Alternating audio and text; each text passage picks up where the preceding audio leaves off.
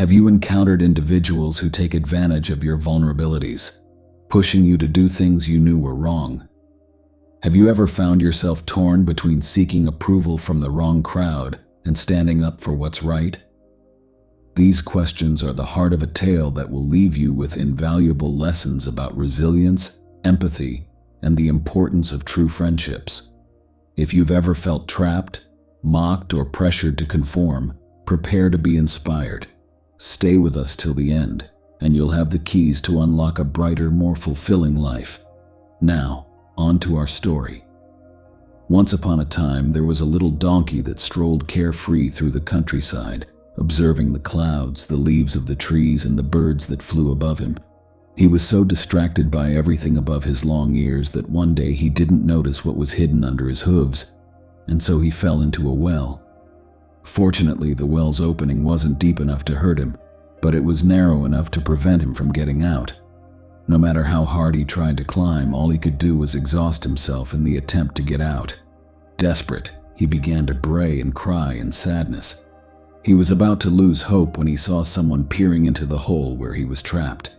It was a shaggy-haired, dirty boy with a dazzling smile on his face. After seeing the trapped donkey, the boy ran away. The donkey felt a bit relieved, thinking that the friendly boy had gone to seek help. But in reality, the boy went to find other friends to laugh at him. The donkey made a big mistake, thinking that Smile was kind when it was actually malicious. Everyone knew the mysterious boy. He was the most mischievous in the village and was always looking for some new wickedness to commit. At 5, he was already a real rascal, and that day he had gathered his friends to help him play a cruel prank on the trapped donkey. "What a stupid donkey! Look at him, he can't get out of the hole he fell into," Eleuterio said to his friends, throwing a handful of dirt in the donkey's face. "I have an idea. Let's grab my dad's shovels and bury this dumb mophead." The friends looked at each other. None of them agreed to do such a thing, but in the end they went to find shovels and any tool that could be used to fill the well with dirt. They returned and were about to start, but one of them, Demetrio, spoke with a trembling voice. "I don't want to do this. Better for me to go home."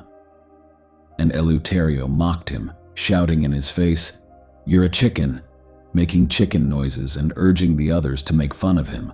The boy's cheeks reddened as if sunburned from shame. He couldn't stand being called a coward, so he snatched the shovel from another friend, and the first to start throwing dirt was him, Demetrio. Some boys did it just for fear of becoming the target of the others' ridicule. They did their best to throw as little dirt as possible, hoping that the others would regret it and stop sooner or later. However, there were some like Eleuterio who, in addition to throwing mud, rocks, and dust to bury the donkey, insulted and mocked him. However, there were some like Eleuterio who didn't just hurl mud, stones, and dust in an attempt to bury the donkey. They taunted and mocked the creature, shouting things like, "Take that, you dumb mule. This will teach you where to tread, shaggy beast." Amidst this, the donkey paced back and forth in the pit, doing its best to shield its eyes from the onslaught of dirt.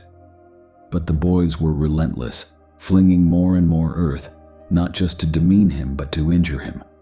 The pit was gradually filling up. Still, the determined animal refused to be buried. Each time the soil rose by a centimeter, the donkey stepped on it, using it as a small stair. The children were too engrossed in their cruel game to notice that the donkey was turning their malicious actions into a means to approach the surface.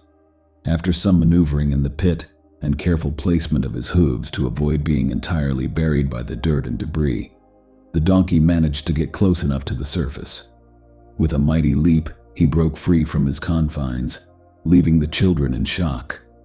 Their astonishment quickly morphed into terror when the outraged donkey began chasing them across the meadow. Eleuterio, the heartless boy, returned home with a big hole in his pants. This story offers us 3 important messages. The first lesson is about resilience. In life, sooner or later, each of us will face problems and feel trapped. Often there will be people ready to criticize and take advantage of us when we are at our lowest. They will try to humiliate us and make us lose hope. We have 2 options. We can stand still and feel victimized, waiting for them to bury our self-esteem with their criticisms. Or we can learn from the story and use those criticisms as steps to get out of the situation. Think about whether someone has ever treated you this way, and how you might react to show that you will never let yourself be buried by anyone again. The second lesson concerns the dirty boy. This character teaches us two lessons. First, it reminds us that harming others, especially taking advantage of their weakness, will eventually come back to hurt us. What we inflict on others will return to hit us like an enraged donkey. Therefore, think twice before taking advantage of someone. Secondly, a happy person doesn't act like the dirty boy. This message is subtle and hard to spot in the story, but the neglected boy is clearly an unhappy individual seeking revenge on the world. The next time you meet someone like this, try to empathize. The third lesson is provided by Demetrio. Often, we find ourselves in situations where friends encourage or invite us to do things we know are wrong and we don't want to do. We do it just to try to impress them, to avoid being mocked.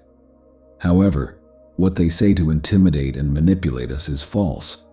It's not a sign of intelligence or courage to give in to doing something we know is wrong. It would have been much smarter and braver for Demetrio to tell his friend not to involve him in his nonsense. It's also essential to understand that if you try to please people who push you to do wrong things, they will eventually harm you. These people are not real friends, and it's better not to deal with them. Don't worry about losing such friendships because they aren't real friends. True friends are those who seek your well-being and help you become a better person. So don't give importance to the opinions of these people. The third lesson is provided by Demetrio, and it brings us face to face with a common predicament many of us have encountered throughout our lives.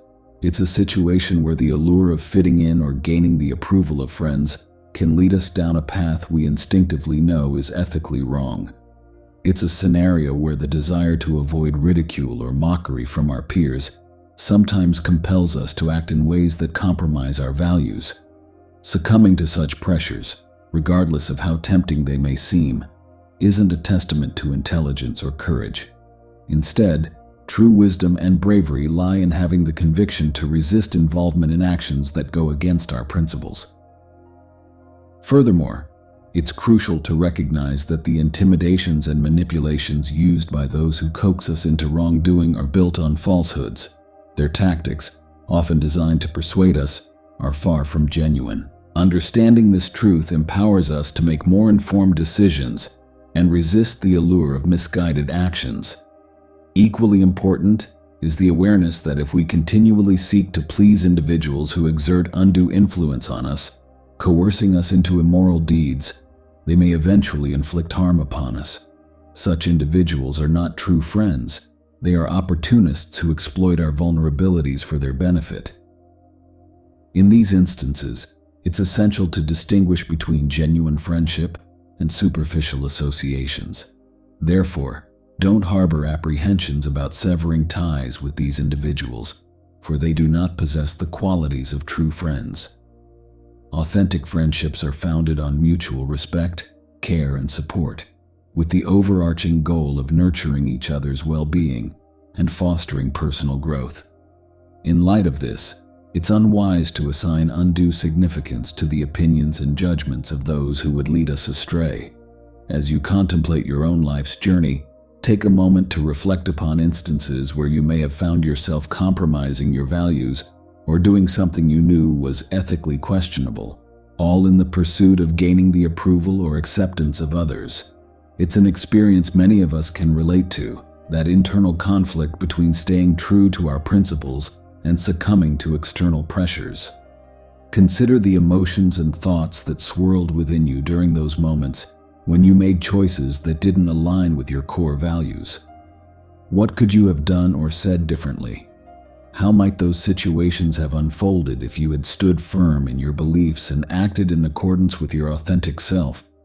Now that you know these lessons, we invite you to continue listening to other stories like this one, because every story leaves us with values that are like trophies, helping us become better people.